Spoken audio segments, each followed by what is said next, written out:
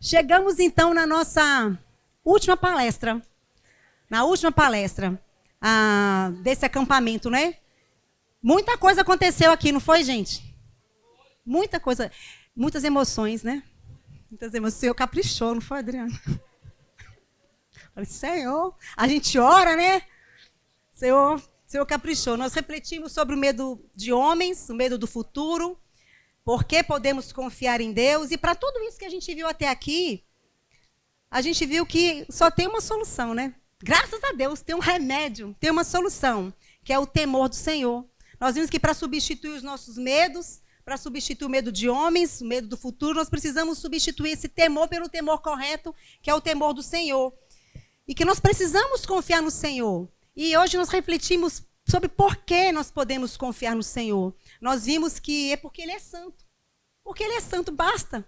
Porque Ele é diferente de nós. Ele é transcendente, Ele é diferente de tudo que Ele criou. Ele é santo.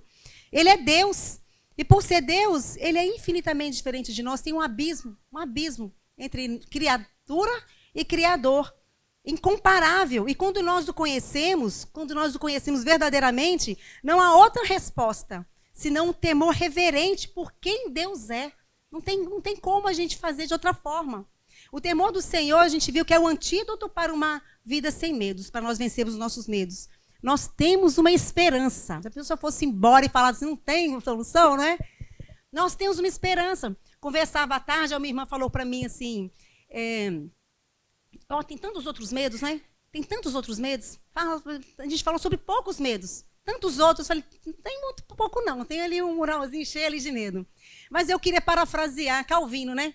Que fala que o nosso coração é uma fábrica de ídolos, não é verdade? Então a gente pode falar que o nosso coração é uma fábrica de medos mesmo. Não é? A gente fica produzindo medos a cada dia, e está intimamente ligado com a idolatria. A gente viu isso aqui. O que a gente ama mais, a gente tem mais medo de perder. Então nós vamos viver aqui nessa vida lutando contra essas coisas, né? Mas nós temos uma esperança, que é o temor do Senhor. Enquanto quem teme o Senhor, enquanto quem teme o homem está em perigo, nós vimos aqui porque é uma cilada, quem confia no Senhor está seguro. O Senhor é o nosso refúgio. Nós temos segurança. Temos refúgio no Senhor para os nossos maiores medos, para os nossos maiores temores. Quem teme o Senhor não irá temer mais ninguém. Eu também não queria que vocês fossem embora daqui pensando assim que os medos, o Senhor menospreza os nossos medos, né? Falam tanto de medo, tudo é besteira, tudo é medo, mas assim, como se fosse uma coisa de sua menor importância. Eu falei sobre isso também. Deus se preocupa com isso, Ele se importa conosco. Ele se importa com os nossos medos e, por isso, Ele nos dá caminho para a gente tratar isso, porque o que o Senhor quer é que nós tenhamos uma vida plena. Tem um livro que eu gosto muito, que é do Thomas Brooks. O título do livro é Céu na Terra. Céu na Terra. Conquanto nós vivamos num mundo caído, manchado pelo pecado, se o nosso coração estiver num lugar e ancorado no Senhor, nós podemos viver os nossos dias aqui como se fosse céu. Céu na terra, contemplando o céu antes de chegar lá. Claro que ela vai ser infinitamente melhor, mas a nossa maneira de ver as coisas, a nossa postura de ver as coisas, o nosso comportamento, vai nos fazer viver aqui como se nós estivéssemos no céu. Falava com minha irmã sobre a segurança da salvação, a certeza da salvação, né? É uma paz que o Senhor dá para a gente, né? Uma tranquilidade que o Senhor dá para a gente, né? E o Senhor, ele nos instrui, Ele se preocupa conosco, desejando que nós alcancemos isso. Não de forma plena, só lá na glória, né?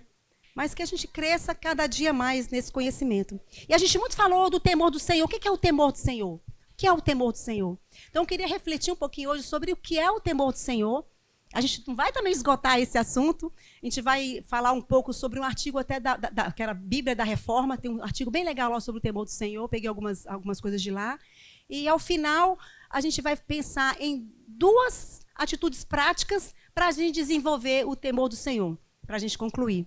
Então, eu queria orar mais uma vez, para a gente começar. Senhor, te louvamos, ó Pai. Mais uma vez estamos aqui, Senhor, com o coração desejoso de aprender de Ti. Senhor, o Senhor falou tanto aos nossos corações nesses dias, ó Pai. Ó Deus, foram momentos tão especiais. O Senhor tem nos abençoado tanto, Senhor.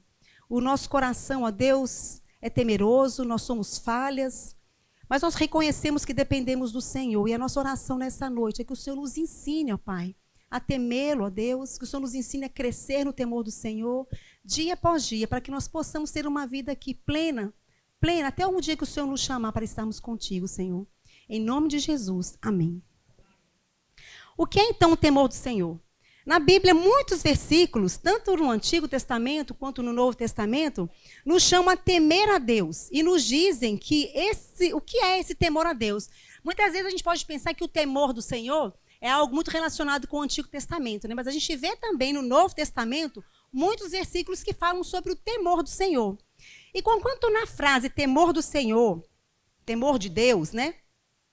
Exista nessa frase também o medo, como resultado do reconhecimento do juízo do Deus, né, juízo de Deus sobre o pecado, porque nós somos pessoas impuras diante de um Deus santo. Então, quando nós comparecemos diante de um Deus santo, como cristãos, nós somos libertadas da ira. Claro, nós fomos. A ira de Deus não está mais sobre nós, mas nós ainda estamos sob a disciplina do Senhor, não é verdade? De um Deus santo. Então, conquanto haja também nessa frase temor a Deus, temor do Senhor, um elemento de medo mesmo, pela a disciplina do Senhor pelo nosso pecado. Na verdade, essa ira que foi totalmente satisfeita na cruz, nós também há também contida no temor do Senhor um elemento de medo em relação à disciplina do Senhor por nós. Conquanto seja isso também, o que significa temor do Senhor é a nossa reverência diante do Deus que nós adoramos. Nesse sentido, o cristão ele teme o Senhor pela sua disciplina, mas também por quem o Senhor é.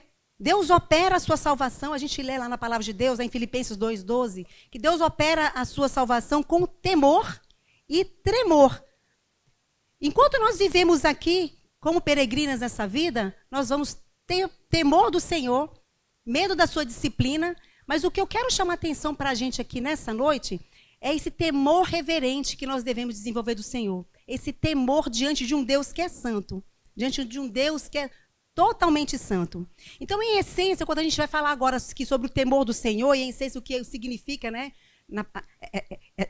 essa frase, temor do Senhor significa reverenciar, amar, confiar e viver apenas para Deus. E aí eu queria até fazer abrir um parênteses aqui. Muitas vezes quando a gente fala assim, viver somente para Deus, aí muitas vezes as pessoas falam assim, vou fazer mais nada, né? Não vou ter lazer, eu não vou aproveitar as coisas da vida, porque eu vou viver para Deus. Às vezes a gente tem uma ideia, quando a Bíblia fala, né, viver somente para Deus, quando a gente fala de temor do Senhor, a gente pensa que a gente deixar de fazer todas as coisas para viver somente para o Senhor no sentido da religião. Mas eu queria lembrar que quando a gente viver para o Senhor, é viver de uma forma que tudo que a gente faça aponte para Cristo. Quer comais, quer bebais, quer qualquer outra coisa façais, faça para a glória de Deus. E tem um livro, eu falo de livro, me fala que eu falo muito de livro, né? Mas eu lembro dos livros que eu fico lendo. E tem um livro que fala sobre coisas da terra. Coisas da terra. E é muito interessante a abordagem do autor, porque Deus poderia fazer com que nós nos alimentássemos de qualquer maneira, não é? Mas ele deu gostos e sabores e texturas na alimentação que ele colocou na natureza. Para o nosso deleite. Para o nosso deleite. Então, faz parte da vida da gente se deleitar nas coisas que o Senhor fez, nas coisas da terra. Desde que essas coisas não sejam fim nelas mesmas. Desde que tudo que a gente se deleite aponte a gente para Cristo, que é o doador de todas as coisas. É o doador, é aquele que nos proporcionou todas as coisas. Então, temer a Deus, queridas, viver para Deus, é o todo da religião. Já viu muita gente que fala assim, eu vou esperar aposentar para servir o Senhor? Não é verdade? Eu vou trabalhar, quando eu aposentar, eu vou servir o Senhor. E eu já conversei com muitos jovens nesse sentido, eles falam assim, eu não tenho tempo para servir o Senhor. Sirva no trabalho, sirva na faculdade, durante a vida. Então, a essência da vida cristã é servir o Senhor onde o Senhor nos colocou, onde o Senhor nos plantar. Temendo a Ele, reverenciando a Ele naquela atividade que Ele nos colocar. O temor do Senhor é a essência da nossa vida, é em tudo que nós fazemos. Não é na igreja, os domingos, mas é em todo o tempo. Né? 7 dias por semana, 24 horas por dia. Como concluiu o rei Salomão, a essência da religião cristã, como concluiu o rei Salomão. A gente conhece como é que Salomão, o sábio, termina o capítulo de Eclesiastes, né? Salomão era o homem mais sábio, ele pediu sabedoria a Deus, depois de tantas coisas que ele fez. Lembra lá como ele concluiu o capítulo? De tudo o que se tem ouvido, a suma é, teme a Deus e guarda os seus mandamentos, porque esse é o dever de todo homem. Então essa é a essência da nossa vida. Teme a Deus, teme a Deus. e guarda os seus mandamentos, porque esse é o dever de todo homem. Então, conquanto nós temos sido criadas sem pecado, de tal modo que nós tínhamos o temor a Deus apropriado, nós tínhamos o temor do Senhor de maneira apropriada, mas como resultado do pecado, nós procuramos nos livrar desse temor e viver voltadas para nós mesmas, buscando os nossos próprios interesses. Percebe que quando a gente foi falar do pecado, né, daqueles pecados hoje à tarde, que o que mexia e virava o que estava no centro? Era eu. Então, nós somos, por causa do pecado, somos centradas em nós mesmos. Nós buscamos os nossos próprios interesses, que isso é o efeito da queda. Né? Então, nós estamos ainda sob o efeito do pecado. Mas Deus, por causa do seu grande amor para conosco e como resultado da aliança eterna que Ele fez conosco, Ele colocou o seu temor no nosso coração. Como escreve o profeta Jeremias, Ele nos deu, olha o que o texto diz. Farei com eles uma aliança eterna, segundo a qual não deixarei de lhes fazer o bem. E porei o meu temor no seu coração, para que nunca se apartem de mim. E aí, respondendo aquele medo, né, que a gente conversou hoje à tarde, sobre apostatar da fé, sobre abandonar o Senhor, Ele que fez aliança com a gente, foi Ele que colocou o temor no nosso coração, foi Ele que nos alcançou, para que nunca se apartem de mim,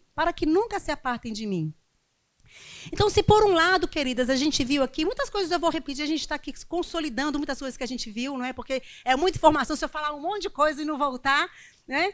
Então, muitas coisas eu vou repetir aqui. Então, se por um lado o medo do homem aprisiona, lembra daquela alça que a gente falou, quando a gente quer agradar as pessoas, a gente fica escravo delas, né? Se por um lado o medo do homem nos aprisiona, nos deixa escravos do desejo de agradar as pessoas, o temor de Deus nos liberta, a fim de vivermos para agradar somente a Deus. Como escreveu um escritor escocês do século XVIII, o John Brown Haddington, ele que escreveu o Catecismo para Crianças, né? E pensando aqui no temor de homens, olha o que ele escreve lá no século XVIII. A felicidade dos cristãos está no amor a Deus e a luz do seu semblante é a sua vida. Pouco lhes importa que o mundo os condene se Deus sorrir. E pouco lhes importa que o mundo sorria se Deus condena. Essa está a nossa alegria. Agradar o Senhor. E a palavra de Deus implanta em nós o temor de Deus, dando-nos não apenas o conhecimento de Deus, mas também nos ensinando o modo que devemos viver retamente diante dele. Nós temos aqui na palavra a forma que a gente vai viver diante dele, nos ensinando como agradar a Deus, como viver uma vida que agrade a ele.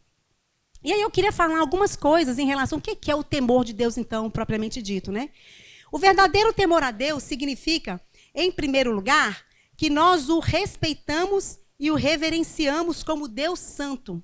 E aí eu queria lembrar daquela passagem que a gente conhece bem, lá de Isaías 6. Lembram lá da visão do profeta Isaías? Lá no trono, né? Quando ele chega lá no templo e vê Deus no trono. Isaías 6. E diz o seguinte, eu não vou ler o texto todo também, mas Isaías chega ali no templo e vê o Senhor sentado no seu alto e sublime trono. Como nós vimos na palestra anterior, dizer que Deus é santo, só contextualizando aqui para a gente falar de Isaías, dizer que Deus é santo é dizer que Ele é Deus, né? A gente viu o que é a santidade de Deus, a transcendência de Deus, que Ele é único, diferente de tudo que Ele criou. Então, o temor a Deus significa que nós reconhecemos quem Deus é. Falamos da imagem que nós temos de Deus, que muitas vezes a gente tem uma imagem inferior do que Deus realmente é. E ao contrário daquele jovem rico, lembra que a gente falou sobre o jovem rico que chega diante de Jesus e reconhece apenas que Jesus era bom, e por causa disso ele não vendeu a riqueza dele, porque não valia a pena abrir mão daquilo que ele tanto amava, porque não era Deus, era apenas bom. E por isso ele não quis abrir mão das coisas. Mas quando a gente vai lá no profeta Isaías, quando a gente lê lá em Isaías 6, a gente lê a respeito de um homem que viu o Senhor. Ele viu o Senhor. R.C. Sproul, quando comenta esse texto, que no livro que chama Deus é Santo, ele diz que o rei Uzias, a gente sabe da história do rei Uzias, foi um rei que governou Judá por 42 anos. E foi um dos melhores reis da história. E quando Uzias morreu, apesar de nos seus últimos dias ele ter sido orgulhoso, né? E os últimos dias do reinado do rei Uzias foram marcados por alguns pecados, né? Por orgulho, por soberba, por arrogância. Mas apesar disso, pelo reinado dele, os seus 42 anos, houve um período de luto nacional. As pessoas ficaram preocupadíssimas. E agora o rei Uzias morreu, um rei tão bom. Morreu o rei Uzias, e agora? E nesse contexto, o profeta Isaías ele foi então ao templo, possivelmente em busca de consolo. Precisava de consolo. O que vai ser do nosso povo? E quando Isaías foi ao templo, ele encontrou muito mais do que ele esperava, porque ele viu o próprio Deus. E o versículo diz o seguinte, lá em Isaías 6,4. No ano da morte do rei Uzias, eu vi o Senhor, assentado sobre um alto e sublime trono, e as abas de suas vestes enchiam o templo. Havia naquele momento uma crise de soberania na terra. O rei Uzias estava morto, mas os olhos de Isaías foram abertos para ver o rei soberano, o rei que reina sobre todas as coisas, o rei das nações, não só de Judá, mas de todas as nações. Ele viu a Deus, o soberano, assentado no seu trono.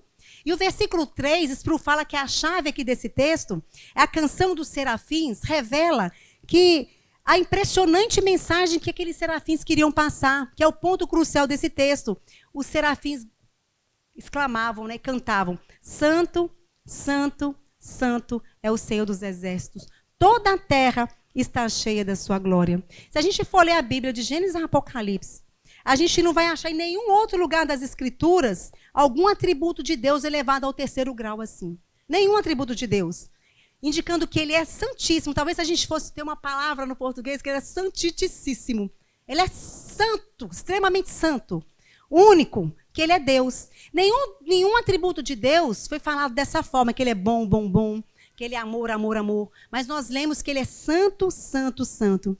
E quando o Isaías se deparou com aquela visão daquele Deus que é santo, a expressão de Isaías foi qual? Vocês se lembram?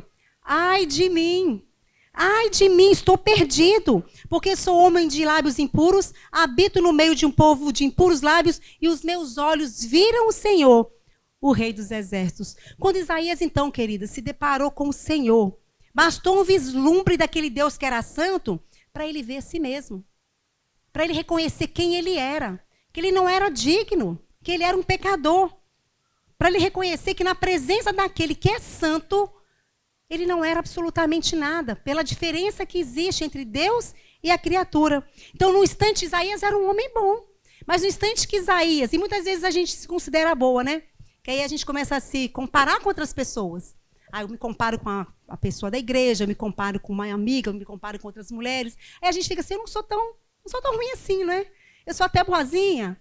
Mas quando a gente se compara com o padrão de Deus, que é santo, santo, santo, e a gente vai ver que a gente vai falar como Isaías, ai de mim, ai de mim. Então, no instante que Isaías se mediu diante do padrão de Deus, ele percebeu sua condenação. Ele percebeu que ele merecia morrer. Ele estava condenado, ai de mim, estou perdido. Algumas versões trazem assim, estou perecendo.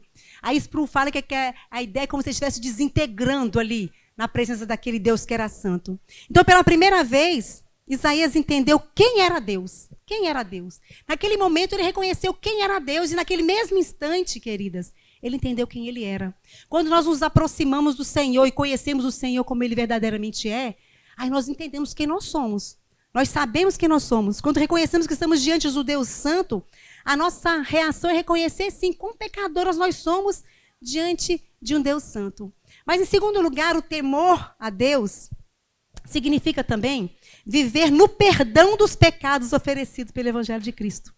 Isaías, ele não continuou na miséria dele, perecendo, não. O Senhor, que é santo, é também bom e misericordioso. Ele também usa de graça. E ele não permitiu que Isaías continuasse naquela aflição do seu pecado e restaurou a sua alma. Mas muitas vezes a gente chega diante do Senhor, eu não mereço, eu sou pecadora, eu não mereço a salvação, mas o Senhor, ele cura, ele trata com a gente, ele nos resgata. É o que ele fez com a gente na cruz. E um daqueles serafins, com uma brasa viva que tirou do altar, tocou a boca de Isaías e ele é perdoado dos seus pecados. A gente não tem que ficar vivendo no que a gente fez, pensando no que a gente fez no passado. Paulo gosta de um texto de Paulo, lá em Romanos, que fala que aquilo que ele fez no passado ficou para trás. Nada mais é do que ele se arrependa, do que ele até se envergonhe, mas já está diante de Cristo e os pecados já foram perdoados. Então, o mesmo Deus que é santo é um Deus também que é misericordioso para nos restaurar, para nos fazer novas criaturas. Então, o temor do Senhor não é ficar vivendo no pecado, na lembrança do pecado, sabe? Não é ficar vivendo, eu não mereço, eu sou pecadora, ai de mim. Tem sim um momento que a gente se coloca diante do Senhor e reconhece a nossa pecaminosidade, mas o Senhor, Ele morreu por nós, Ele nos restaurou. E quando Deus olha para mim, para você, Ele não vê a mim e você, Ele vê Cristo. O sangue de Cristo perdoou os nossos pecados, Ele nos justificou. Isso quer dizer que quando Deus olha para nós, Ele está vendo o Filho dEle. Não é porque nós somos boas, não. Mas é porque o Filho dEle sofreu a ira dEle no nosso lugar. Ele morreu por nós. Então, temor do Senhor também é a gente viver no perdão dos nossos pecados, né? Não continuar na nossa aflição. O Salmo 134 diz o seguinte: contigo, porém, está o perdão para que te temam. Isso também não é uma experiência única. Não é o perdão dos pecados quando nós nos arrependemos, o Senhor regenera o nosso coração. Mas é sempre de novo, sempre de novo, sempre de novo. Porque nós vamos pecar de novo. A gente viu aqui que nosso coração é uma fábrica de ídolos, vamos falar de medos também, não é? Então, o perdão dos pecados é dia após dia. Nós temos que nos arrepender diante do Senhor, entendendo que Ele nos perdoa. E que os nossos pecados já foram perdoados. Aquele que nós pecamos, o que nós vamos pecar, já foram perdoados. Mas nós precisamos nos arrepender diante do Senhor. É diferente, queridas, da gente viver lamentando. Viver com culpa. A gente cantou, né? O pecado já não é mais culpa, não é? O pecado já não tem poder sobre nós. Estou livre da culpa. Estou livre da culpa. Mas muitas vezes a gente fica ali vivendo de uma forma miserável. Não é assim que o Senhor quer que a gente viva.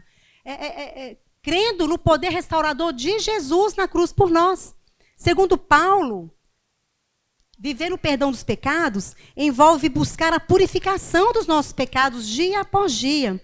Não significa também, né, a gente achar que pode pecar à vontade, né? Porque Cristo nos perdoou. Isso não tem nada a ver. E Paulo é claro sobre isso lá em Romanos, né? Como vai pecar como Cristo se vocês sois corpo, templo do Espírito Santo? Mas como? Se sois templo do Espírito Santo?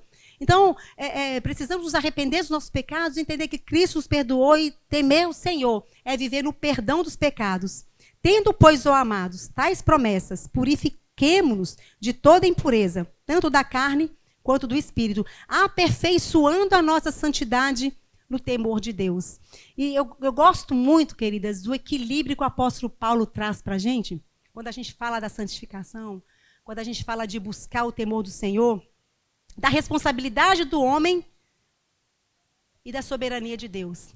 Lá em 2 Coríntios 15, 10, ele fala o seguinte: mas pela graça de Deus sou o que sou. Pela graça de Deus sou o que sou. E a sua graça que me foi concedida não se tornou vã.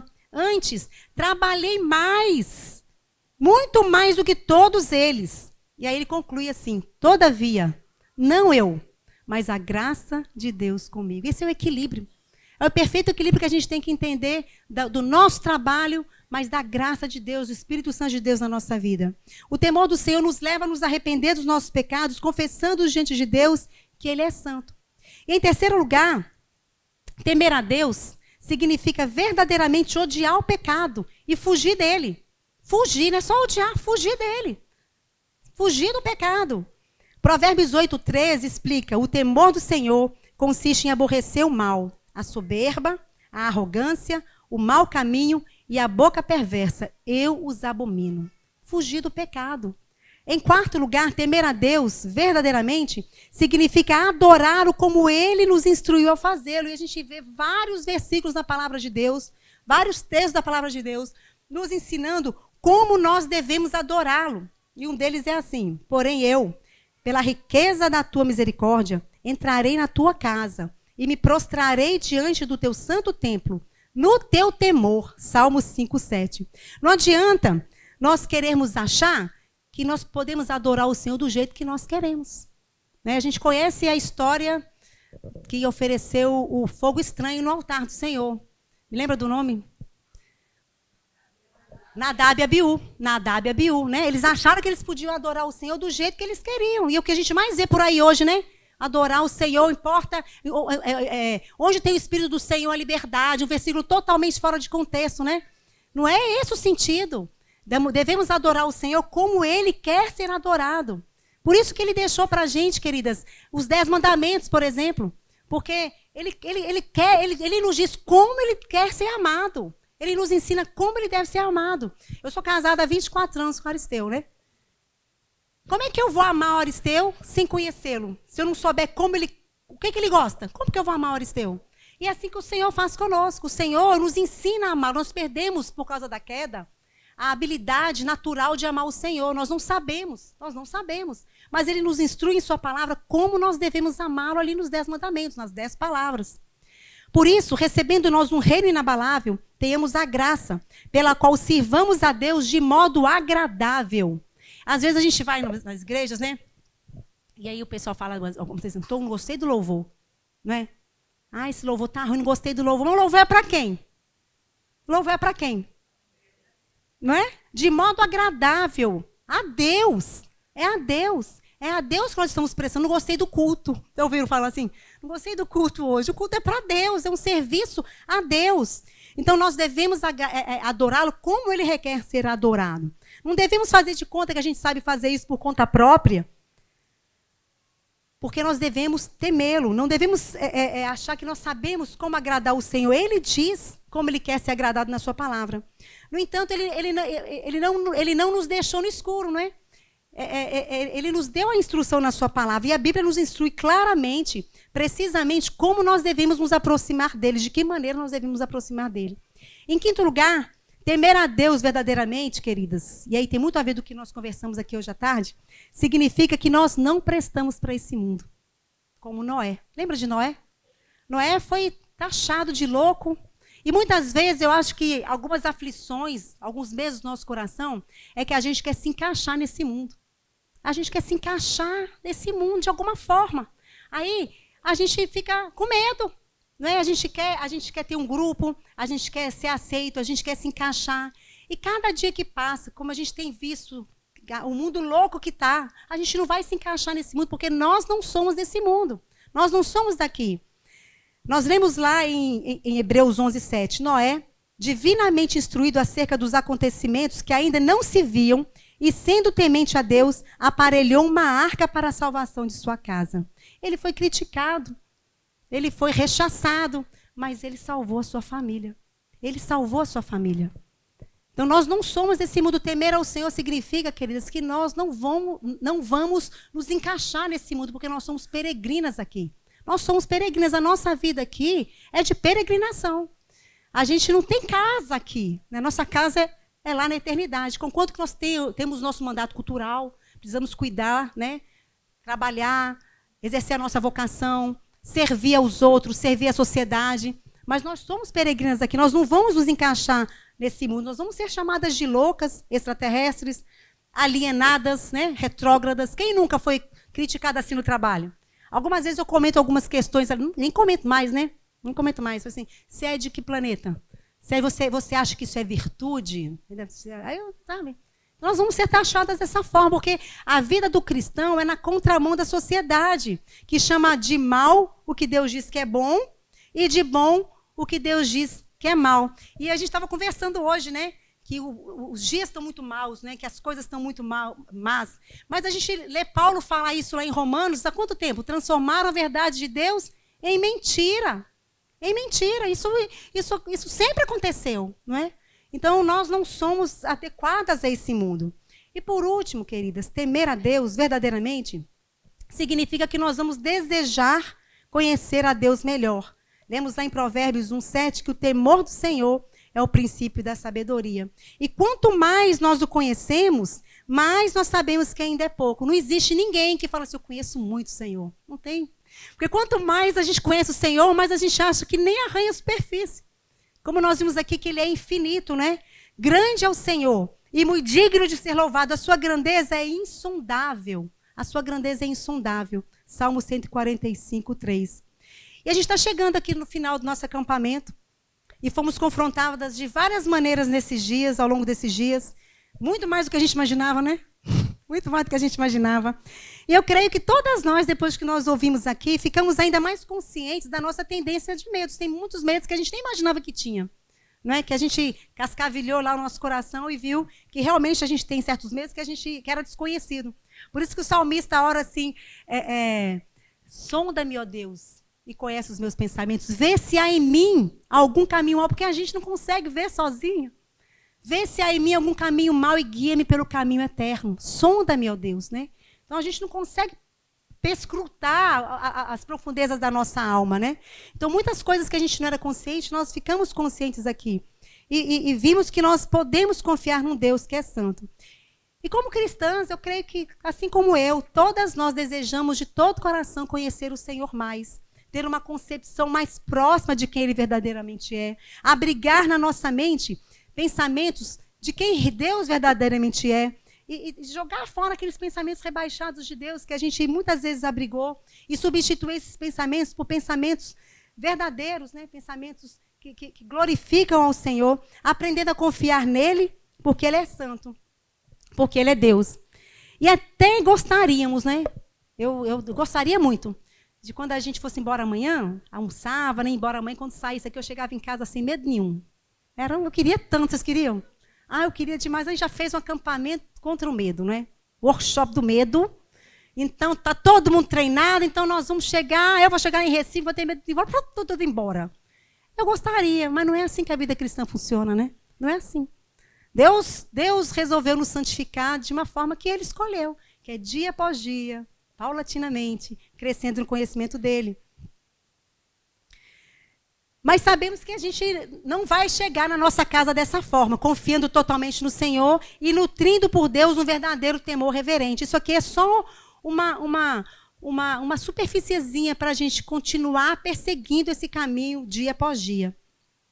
Paulo nos lembra lá em Filipenses 1,6, eu falei sobre esse texto hoje pela manhã, que aquele que começou a boa obra em vós há de completá-la até o dia de Cristo.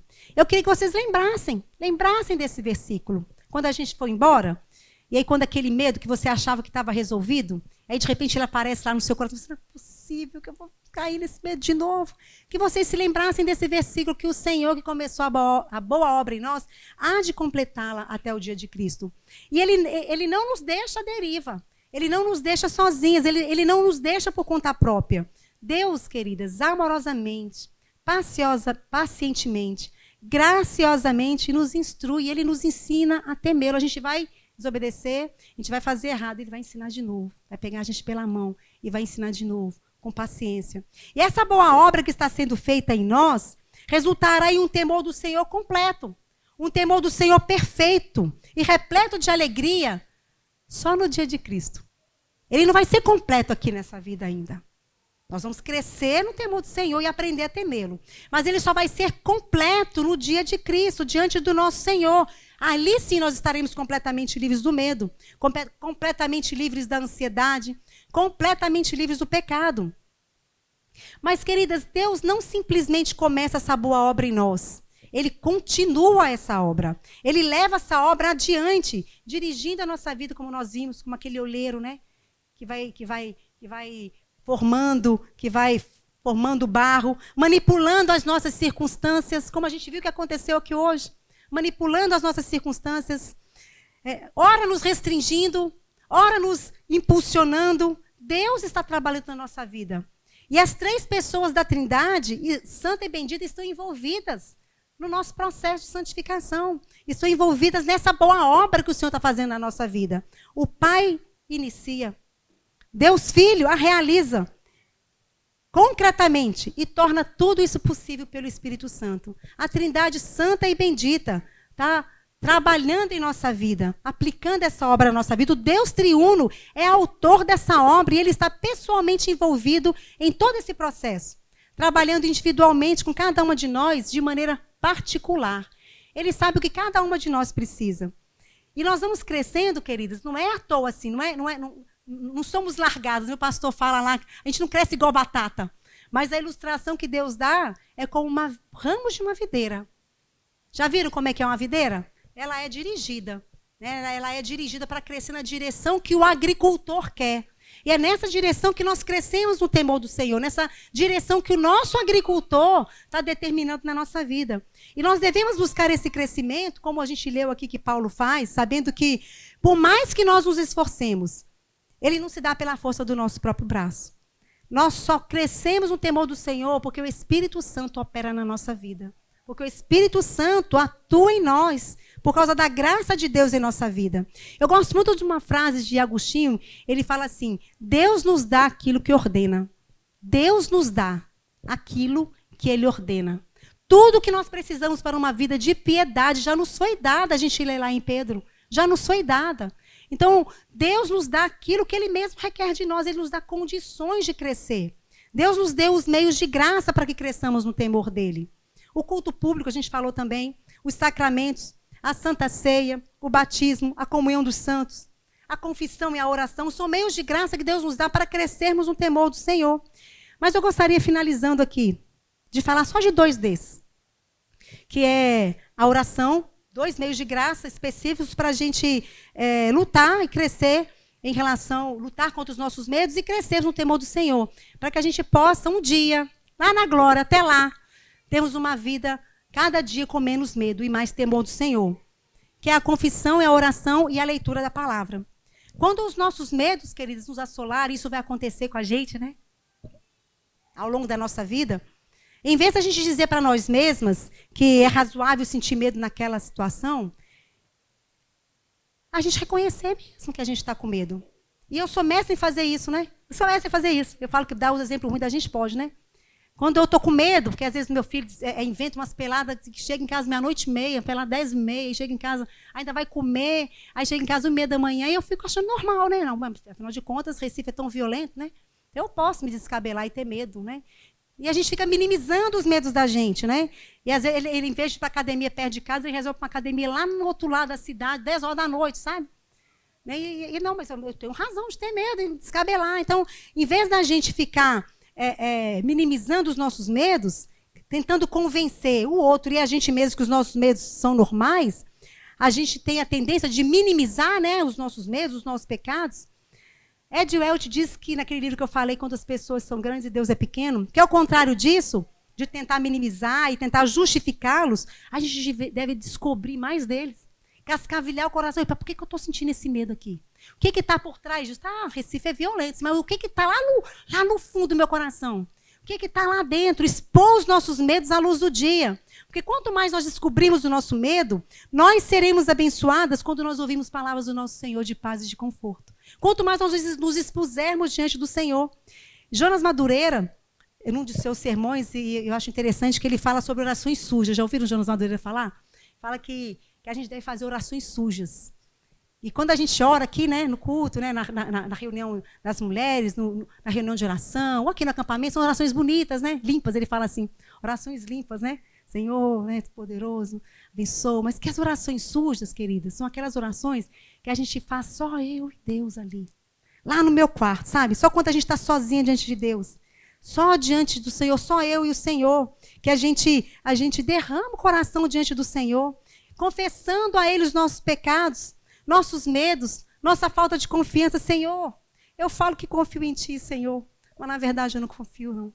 Eu canto que confio em Ti, Senhor, mas na hora que aperta, eu não confio, Senhor. Tem misericórdia de mim. Tem misericórdia porque eu não confio de fato, eu tenho medo. Porque, na verdade, eu duvido que o Senhor possa realmente cuidar de mim, daqueles que eu amo, Senhor. É por isso que eu estou com medo. Orações, sabe, que a gente derrama o nosso coração diante do Senhor. Eu canto que o Senhor é a minha rocha, o meu refúgio. Mas eu tenho buscado refúgio e segurança em tantas outras coisas. E quando essas coisas faltam, eu tenho medo, porque na verdade eu busquei refúgio nelas, não foi no Senhor. Porque na verdade eu confio na força do meu braço, não é no Senhor. Eu não confio que o Senhor possa me dar segurança. Rasgar o nosso coração diante do Senhor. Confessar o Senhor, rasgar nossa alma, que é santo, mas que também é bom, que também é amoroso. E está pronto para nos perdoar, para nos consolar e para dar a paz que nós procuramos. Porque a paz nós só vamos encontrar confessando diante do Senhor. Não buscando em outras coisas. Quando nós clamamos a Deus por socorro, queridas, nós encontramos o próprio Deus. E Ele está disposto a nos ajudar. Reconhecendo que somos falhas. Nós confessamos os nossos pecados a eles e nós encontramos muito mais do que socorro. Nós encontramos Deus, porque o nosso socorro é uma pessoa, é o Senhor Jesus. E quando a gente lembra aqui de Isaías, a primeira reação de Isaías quando chegou diante do Senhor não foi de adoração, foi de confissão.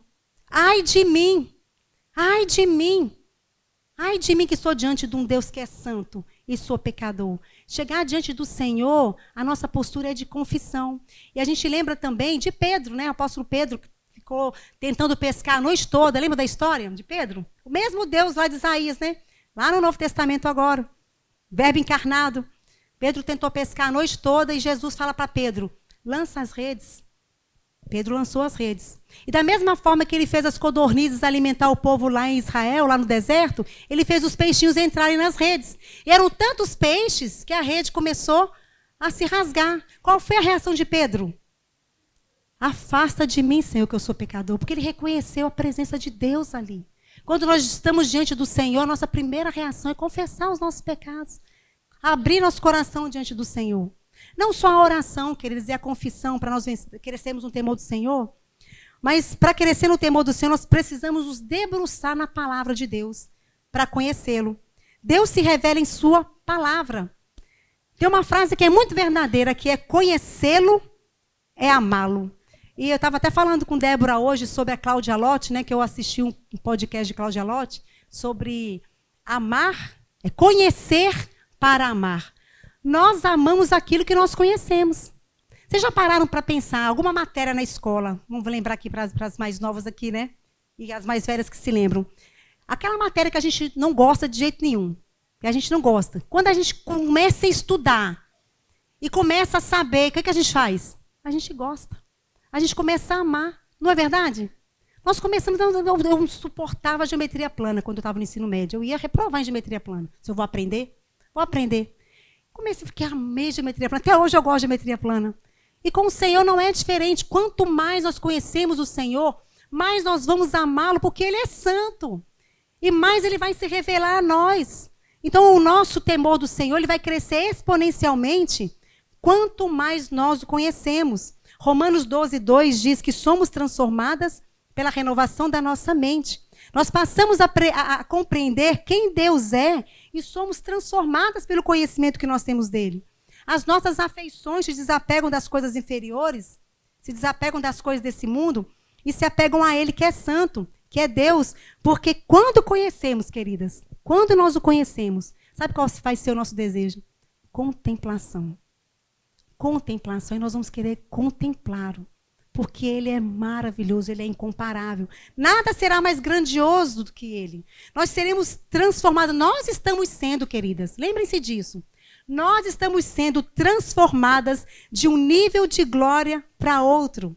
Estamos sendo transformadas à imagem de nosso Senhor. E esse é um processo de crescimento ao longo do tempo. Lá em 2 Coríntios 3:18 a gente lê isso. Somos transformadas de glória em glória. Ele começou a obra e ele vai terminar. E nesse processo nós estamos sendo transformadas. E a Bíblia tem mais de 300 versículos com a frase não temas. Eu falei aqui hoje à tarde.